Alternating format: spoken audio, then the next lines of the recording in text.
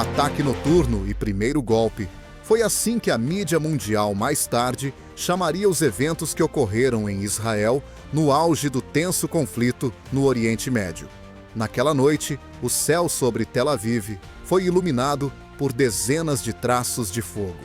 Para os moradores, parecia uma chuva de meteoros, mas na verdade eram centenas de mísseis lançados do território do Catar como parte da operação Al-Mawj al-Shalit, terceira onda. Primeiro ouviram-se golpes secos e surdos. Um incêndio deflagrou na zona industrial, nos arredores de Tel Aviv, e alguns minutos depois, uma explosão no porto de Ashdod lançou contêineres ao ar como se fossem brinquedos infantis. O pânico reinava nas ruas. As pessoas saíam das casas com as crianças nos braços, algumas até sem sapatos, cobrindo-se com cobertores para se protegerem do vento frio da noite. As sirenes soavam sem parar, e cada novo eco da explosão intensificava a sensação de terremoto.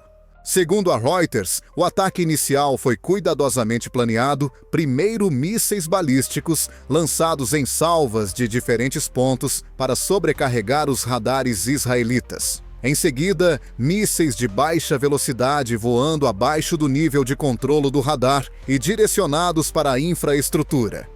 Em seguida, drones kamikaze atingiram os localizadores do sistema Iron Dome. Esse cenário, em várias etapas, permitiu superar a defesa de Israel, apesar de sua reputação como uma das mais sofisticadas do mundo. A Al Jazeera informou que os ataques também atingiram depósitos de combustível na região de Haifa. A onda de choque causou uma reação em cadeia. O raio de ação atingiu 3 quilômetros. Metade de Ashkelon ficou às escuras. A central elétrica ficou fora de serviço. Tel Aviv tornou-se o alvo principal. Um dos mísseis atingiu um arranha-céus comercial, formando uma bola de fogo que era visível até mesmo das cidades vizinhas. A BBC observa que, em meio a esses ataques, a Força Aérea Israelense tentou responder. Mas a coordenação foi prejudicada, os ataques a centros de dados e nós de comunicação privaram a aviação de um controle total. Os aviões decolavam quase às cegas, enquanto novos mísseis continuavam a cair sobre a capital. Canais de televisão internacionais transmitiram imagens ao vivo. Edifícios destruídos, carros capotados, multidões de pessoas a correr. Tudo isso se tornou assunto de discussão, não só na região, mas também nas capitais ocidentais. A Spiegel chamou isso de o golpe que quebrou o mito da inviolabilidade de Israel. No entanto, por trás do drama externo, escondia-se uma ameaça ainda mais grave, um golpe moral na população. Pela primeira vez em décadas, centenas de milhares de israelitas sentiram que as suas cidades não estavam protegidas. Já à meia-noite, vídeos eram divulgados nas redes sociais, mostrando os foguetes a romper a defesa, deixando rastros de explosões no céu. O pânico se espalhou mais rápido do que as declarações oficiais.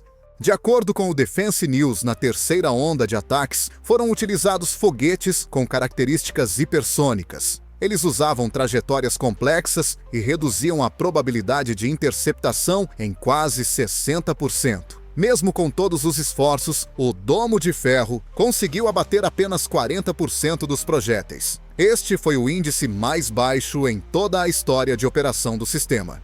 Analistas nos EUA e na Europa imediatamente começaram a discutir as consequências estratégicas. Se um país relativamente pequeno conseguiu alcançar tal efeito, o que acontecerá se atores maiores se juntarem aos ataques?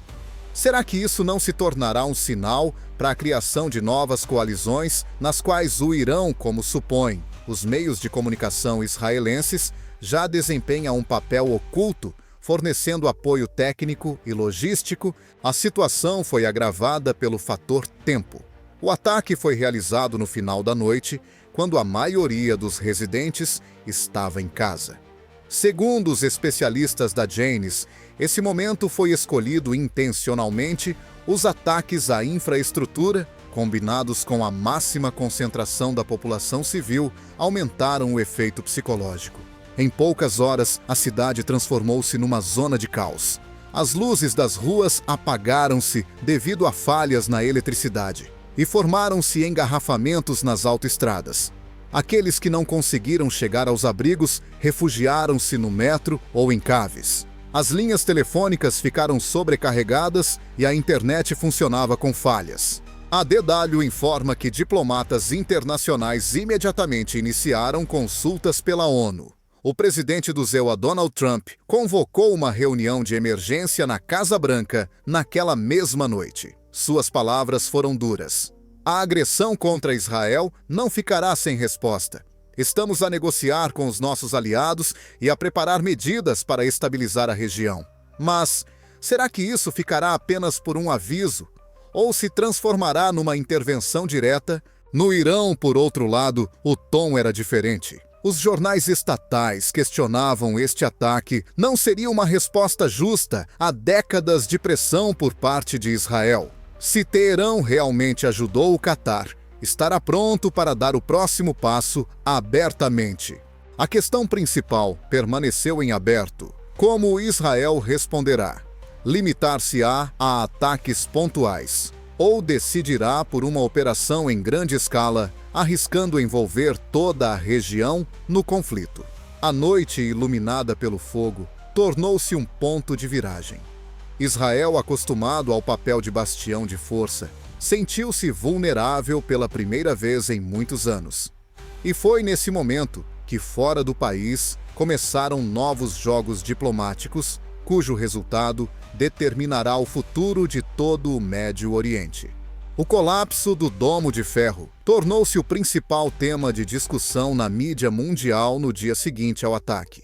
O sistema de defesa antimísseis de Israel, que durante muitos anos foi apresentado como um escudo impenetrável, encontrou-se sob uma pressão sem precedentes.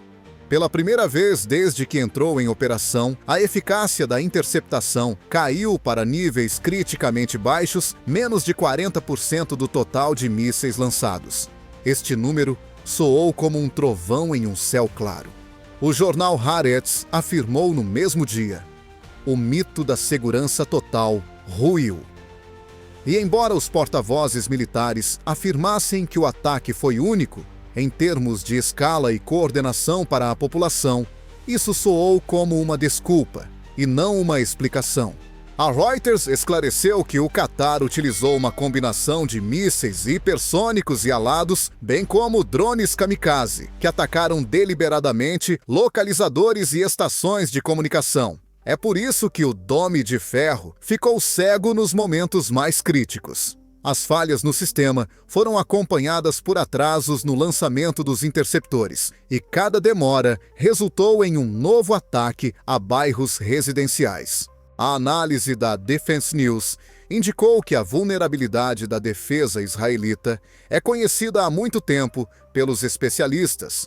O sistema está otimizado contra salvas de dezenas de mísseis, mas não contra centenas, e muito menos contra blocos hipersônicos. A terceira onda mostrou que qualquer defesa antiaérea tem um limite. Nas ruas de Tel Aviv e Ashkelon, esse limite era fisicamente palpável. As sirenes soavam sem parar, e as explosões se sucediam uma após a outra. Os moradores filmavam o que estava a acontecer com os seus telemóveis, imagens de mísseis rasgando os céus e, em instantes, transformando prédios residenciais em tochas em chamas, inundaram as redes sociais. Milhões de visualizações em poucas horas transformaram a catástrofe israelense em um evento midiático global. A BBC escreveu que o pânico em Israel foi acompanhado de perplexidade no exterior. Como um país com um dos exércitos mais modernos do mundo permitiu tal fracasso? A Spiegel e a Phase na Alemanha questionaram se o Domo de Ferro se revelou ineficaz, quão seguras estão as cidades ocidentais, se uma tática semelhante for usada contra elas.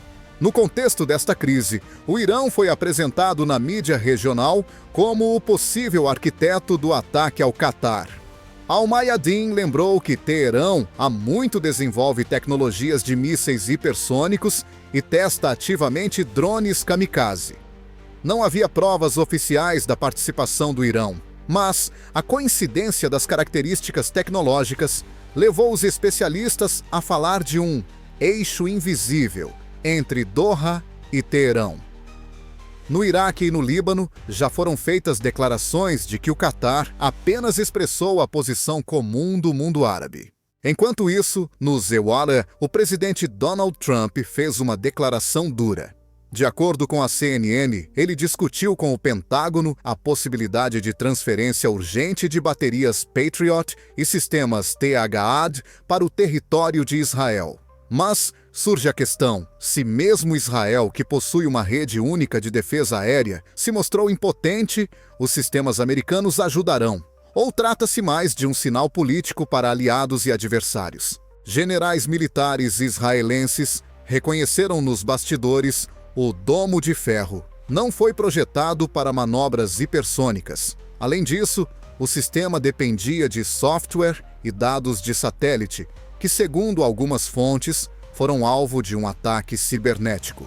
O The Times of Israel informou que pouco antes do ataque foram registradas falhas massivas nas redes de comunicação, o que pode ter sido parte de um ataque coordenado. As perguntas se multiplicavam. Israel seria capaz de modernizar os seus sistemas em condições de pressão constante, ou teria de contar com ajuda externa? E se sim, a que custo para a independência da sua própria doutrina de defesa? Paralelamente, em Tel Aviv, a ira dos cidadãos crescia. Multidões de pessoas nos abrigos antiaéreos gritavam para as autoridades: onde está a nossa proteção? Crianças choravam nas passagens subterrâneas e idosos, sem conseguir lugar nos abrigos, sentavam-se nas ruas com orações nos lábios. A DW destacou que o fracasso militar também se transformou numa crise de confiança. O primeiro-ministro israelita viu-se confrontado não só com uma ameaça externa, mas também com o descontentamento interno, que mais tarde se traduziria em protestos em massa. Analistas na Europa começaram a falar de um momento decisivo. Se antes Israel era considerado uma fortaleza inexpugnável, agora se tornou um exemplo da vulnerabilidade de um exército de alta tecnologia diante de uma estratégia assimétrica. Essa estratégia, drones baratos e disparos em massa em vez de armamentos caros, já provou a sua eficácia na Ucrânia e no Iêmen. A questão em aberto que se coloca à comunidade internacional é se o pequeno Catar conseguiu derrubar o Domo de Ferro. Será que outros estados não irão rever a sua estratégia de defesa? E isso não levará a uma nova corrida ao armamento na região, onde o Irão apenas aguarda o momento certo para reforçar a sua autoridade. O fracasso noturno da defesa tornou-se não apenas um evento militar, mas também simbólico. Israel, apoiado pela tecnologia e pelo apoio ocidental, encontrou-se pela primeira vez numa posição em que o inimigo conseguiu não apenas romper a sua defesa, mas também fazer com que milhões de pessoas questionassem o próprio direito à segurança. Êxodo e pânico da população. Foi assim que os jornalistas descreveram a manhã após o ataque do Catar. Mais de 300 mil israelitas abandonaram as suas casas em poucas horas e partiram em busca de segurança. Formaram-se engarrafamentos de quilômetros nas estradas, as estações de autocarro transformaram-se em locais de caos e as plataformas ferroviárias em um mar de pessoas. De acordo com o Haaretz, os residentes de Tel Aviv e Ashkelon invadiram as estações ferroviárias em massa, levando consigo apenas o necessário: comida instantânea, água e artigos infantis. Muitas famílias se perderam na multidão. Vídeos publicados pela BBC mostravam crianças chorando espremidas entre adultos e idosos que eram literalmente carregados nos braços. A Reuters observou que nas primeiras horas após o ataque, parecia que estava a começar uma verdadeira exodação. A polícia e o exército tentavam controlar o trânsito, mas muitas vezes ficavam presos nos engarrafamentos. Algumas colunas de autocarros foram atacadas nas estradas, os projéteis caíam nas proximidades e os passageiros, em pânico, abandonavam os veículos. Nas regiões do norte de Israel, para onde se dirigiam milhares de refugiados, começaram rapidamente a construir campos temporários. No entanto, como informou a DW, essas medidas não foram suficientes à falta de alimentos e medicamentos. Tornou-se evidente já no primeiro dia. A Cruz Vermelha alertou para o risco de uma crise humanitária se a escala da deslocação da população se mantiver. As redes sociais ficaram repletas de imagens de caos. No TikTok e no Telegram surgiram vídeos de engarrafamentos onde os motoristas, perdendo a paciência, abandonavam os carros e partiam a pé. Algumas áreas de Tel Aviv transformaram-se em bairros fantasmas, lojas fechadas, luzes apagadas, ruas vazias. De acordo com a Spiegel, o pânico foi causado não apenas pela destruição, mas também pelo impacto psicológico. O Dome de Ferro não era mais visto como uma garantia de segurança. As pessoas sentiam-se abandonadas à própria sorte. Pela primeira vez em décadas, muitas famílias judias começaram a pensar em sair do país. O número de pedidos nos consulados da Alemanha e dos Itália aumentou em dezenas de %.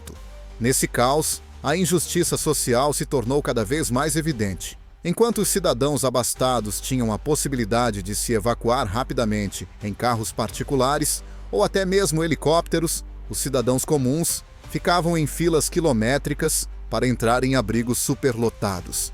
Os jornalistas da Al Jazeera registraram cenas em que famílias passavam a noite nas ruas rodeadas de malas e caixas com alimentos. A questão da segurança das crianças tornou-se uma tragédia à parte. Nas escolas onde anteriormente eram realizados exercícios de evacuação na prática, verificou-se que os abrigos eram insuficientes. Muitos pais, em pânico, voltaram às zonas de bombardeamento para resgatar os seus filhos. Esta imagem espalhou-se pela mídia mundial, destacando a discrepância entre as declarações oficiais de controle da situação e a realidade. O presidente do Iowa, Donald Trump, destacou o aspecto humanitário no seu discurso. Ele afirmou que Washington está pronta para prestar apoio imediato na instalação de campos temporários e no fornecimento de medicamentos. No entanto, analistas ocidentais questionaram essa ajuda. Não será apenas um curativo temporário para uma ferida profunda. A situação em Tel Aviv lembrava cenas de filmes de catástrofes. O New York Times publicou uma reportagem sobre famílias que passaram a noite em passagens subterrâneas do metro. Alguns seguravam velhas fotografias de família, outros apenas sacos plásticos com comida. O silêncio do metro era interrompido pelo choro das crianças e pelo estrondo de novas explosões lá em cima. O Qatar, comentando o que estava a acontecer, fez uma declaração dura. Cada momento de medo é o preço a pagar pela agressão de Israel contra os povos árabes. Estas palavras, transmitidas pela Al Jazeera, causaram ainda mais preocupação em Israel. Afinal, elas sugeriam que a terceira onda era apenas o começo. Alguns especialistas veem na fuga em massa um objetivo estratégico. A Jane's Defense Weekly escreve: o objetivo dos ataques não são tanto os alvos militares, mas a capitulação psicológica da sociedade. O pânico em massa mina a capacidade de mobilização do Estado. Se centenas de milhares de cidadãos estão ocupados apenas à procura de abrigo, o exército perde o seu apoio social. Nas ruas, ouvia-se cada vez mais a pergunta: onde está o governo? Os israelitas sentiam-se abandonados à sua sorte diante da catástrofe. Neste contexto, analistas internacionais colocam outra questão. Será que uma situação como esta pode levar a sociedade israelita a mudanças políticas? Do lado iraniano, ouviam-se insinuações. O povo de Israel não percebe que o seu governo os está a levar à catástrofe. Essas observações levantavam uma questão delicada. Essa crise mudaria a atitude dos cidadãos em relação à guerra e à política dos seus líderes. Mas enquanto os políticos discutiam o futuro, a realidade continuava implacável. Milhares de famílias passaram a noite ao relento, muitas, sem encontrar abrigo.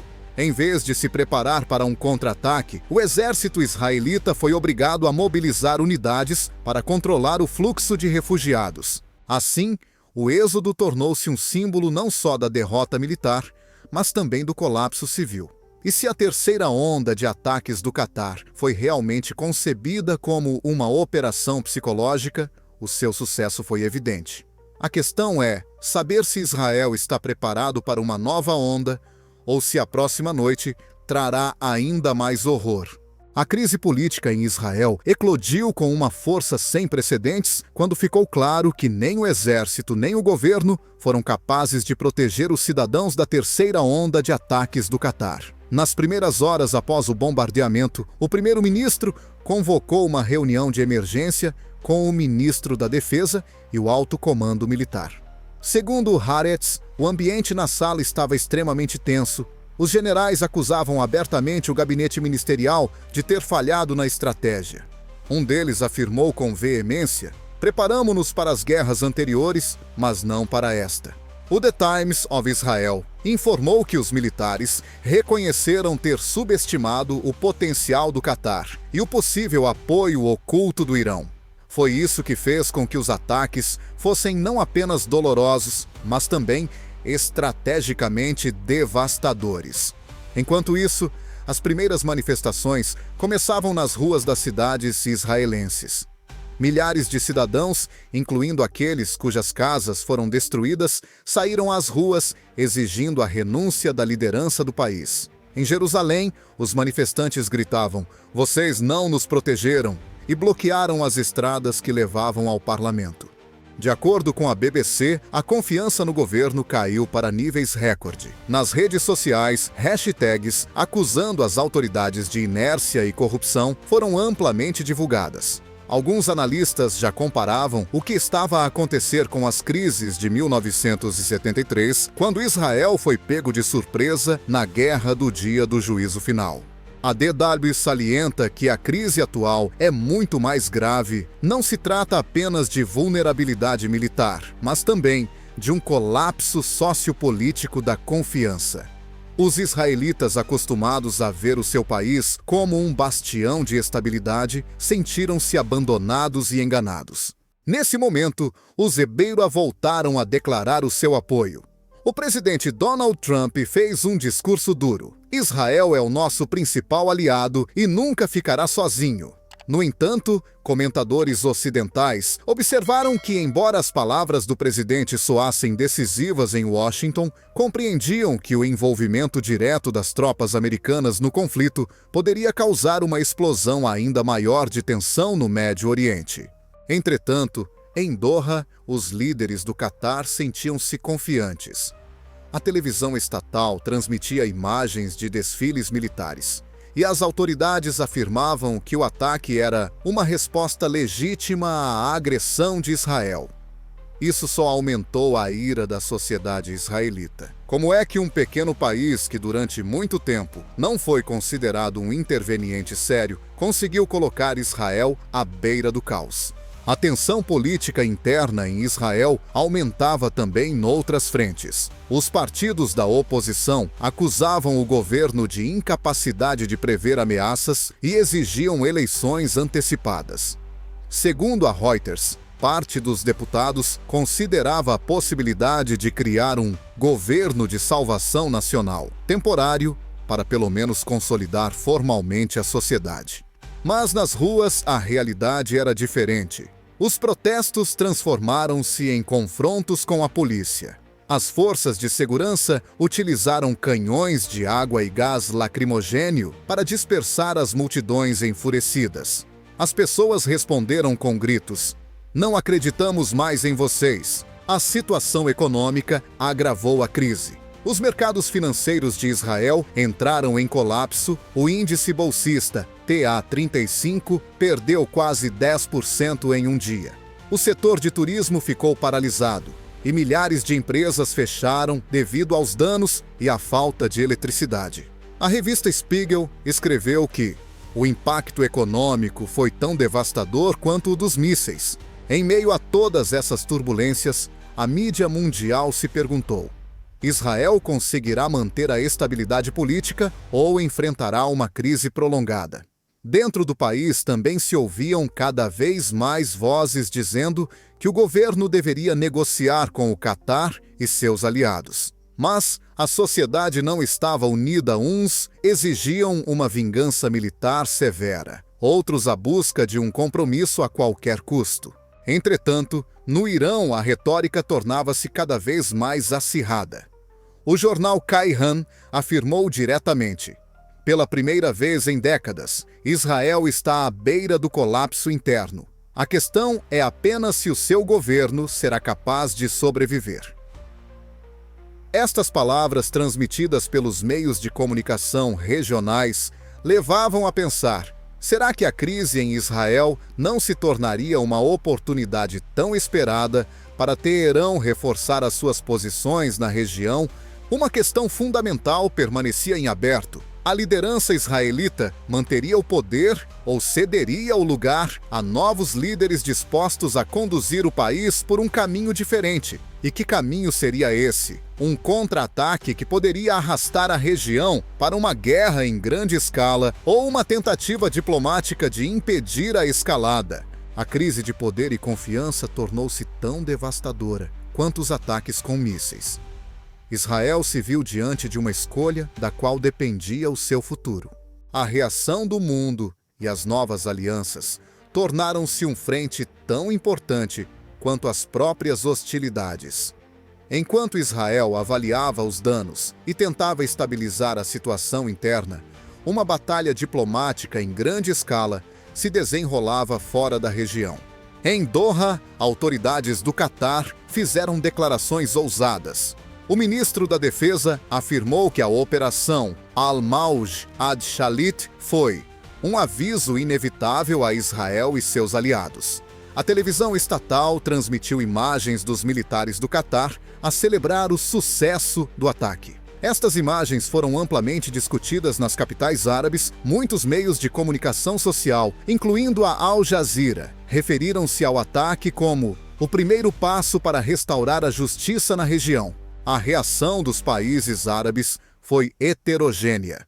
A Arábia Saudita e os Emirados Árabes Unidos não apoiaram oficialmente o ataque, mas analistas regionais da Al Arabiya observaram que nas ruas de Riad e Dubai, muitos moradores expressaram solidariedade ao Catar.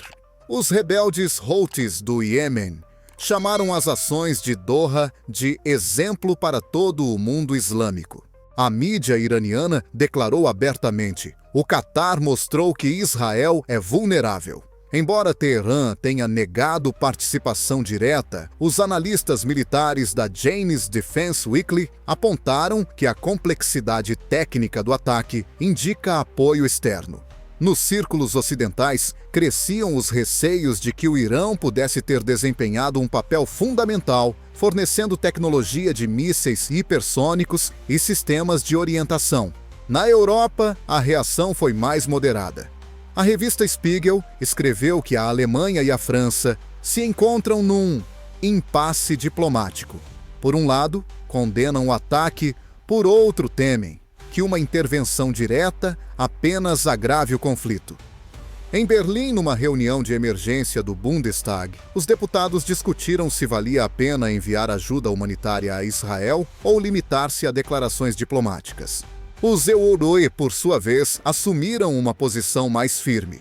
O presidente Donald Trump anunciou que Washington está pronta para apoiar Israel por todos os meios. Segundo a Reuters, o Pentágono está a considerar a possibilidade de enviar sistemas adicionais de defesa antimísseis Patriot e THAAD para o Médio Oriente. No entanto, os especialistas militares da Defense News duvidam que isso altere o equilíbrio de forças. Se o Dome de Ferro ficou sobrecarregado, será que mesmo os sistemas americanos conseguirão dar conta do recado? No Conselho de Segurança da ONU, eclodiram debates acalorados. A Rússia exigiu um cessar-fogo imediato, alertando para o risco de um incêndio regional que afetaria tanto a Síria quanto o Líbano.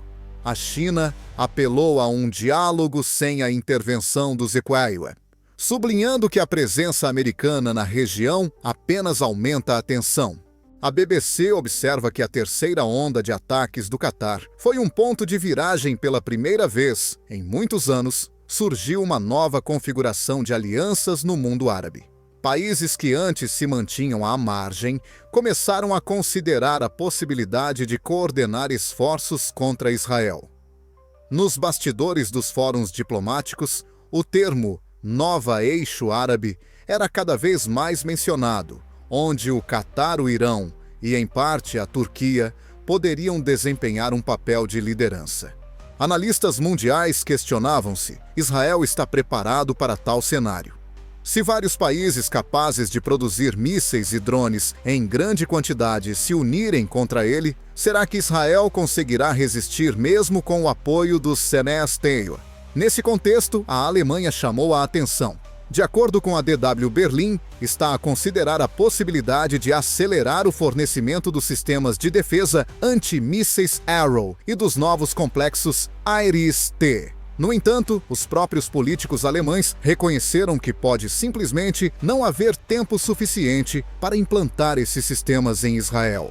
Na imprensa árabe, ouviram-se vozes mais radicais. O jornal Al-Quds Al-Arabi questionou: será que chegou o momento em que Israel deve sentir pela primeira vez a mesma vulnerabilidade que os palestinianos sentiram durante décadas? Essas palavras provocaram uma reação violenta em Israel, onde muitos as interpretaram como uma justificativa para o terrorismo.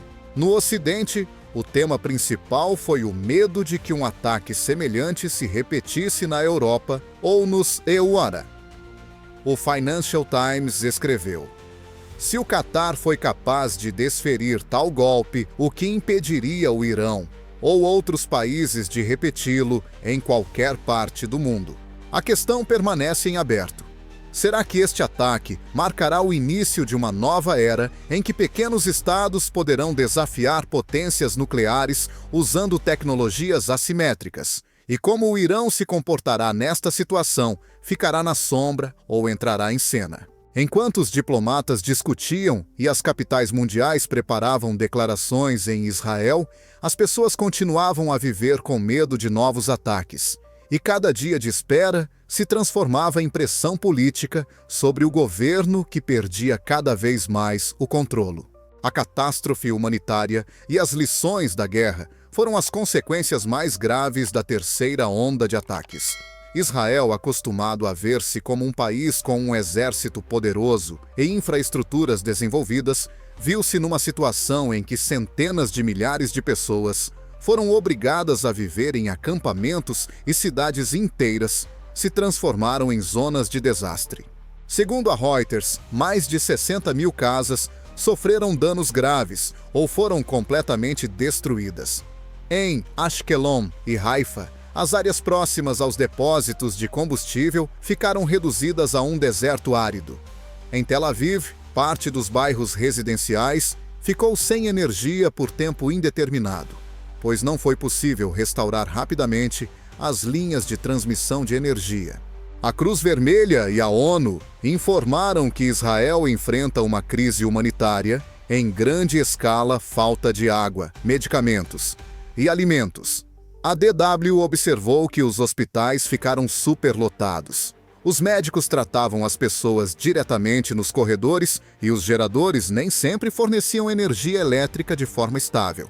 Os campos temporários para onde os refugiados afluíam ficaram rapidamente superlotados. Em condições insalubres e de superlotação, doenças infecciosas começaram a se espalhar.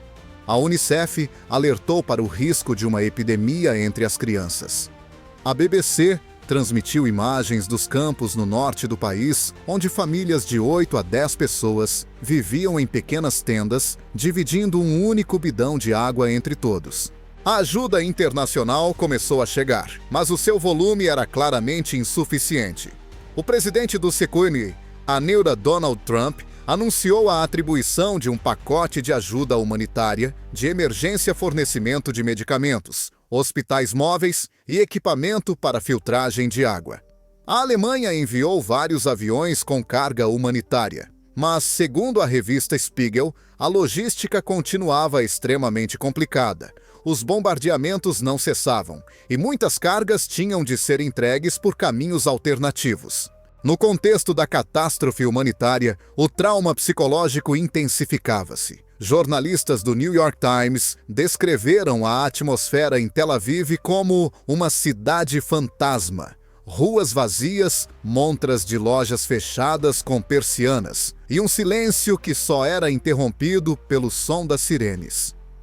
Para muitos israelitas, foi um choque perceber que o seu país, que consideravam uma fortaleza, era vulnerável e que as suas casas não eram um refúgio seguro.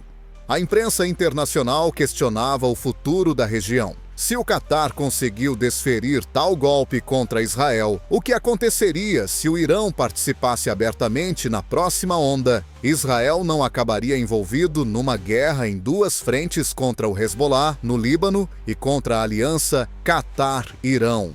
Os jornais iranianos já davam notas triunfantes. O escudo de ferro ruiu e com ele ruiu também o mito da invencibilidade de Israel.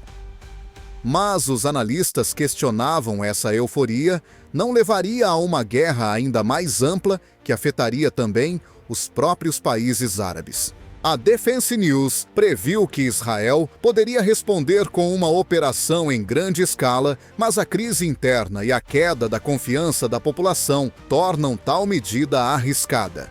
Qualquer resposta que exceda os ataques locais pode levar toda a região a entrar no conflito, incluindo a Turquia, a Síria e o Iraque, escreveu a publicação. A BBC acrescentou na sua análise: a tragédia de Israel mostrou que nenhuma tecnologia militar garante proteção absoluta. A guerra moderna é cada vez mais decidida não pelo número de tanques ou aviões, mas pela velocidade de adaptação a novas ameaças assimétricas. Nesse momento, os cidadãos israelenses se perguntavam: quando poderemos voltar para casa? Nossos filhos terão futuro neste país? Essas perguntas ecoavam não apenas nos campos, mas também na arena internacional, onde os aliados de Israel tentavam entender como estabilizar a situação. A crise humanitária tornou-se um espelho. Um Estado forte viu-se na posição daqueles que antes considerava fracos. Para Israel, foi uma lição dolorosa. Para o Catar e os seus apoiantes, foi um sucesso simbólico. Mas, para toda a região, foi um sinal alarmante de que uma nova guerra pode destruir não só cidades, mas também o próprio tecido das relações internacionais. A questão principal permanece em aberto. O mundo aprenderá com esta tragédia, ou seguirá novamente o caminho da escalada. Afinal, se a quarta onda realmente acontecer, suas consequências podem ser fatais não apenas para Israel, mas para todo o Oriente Médio.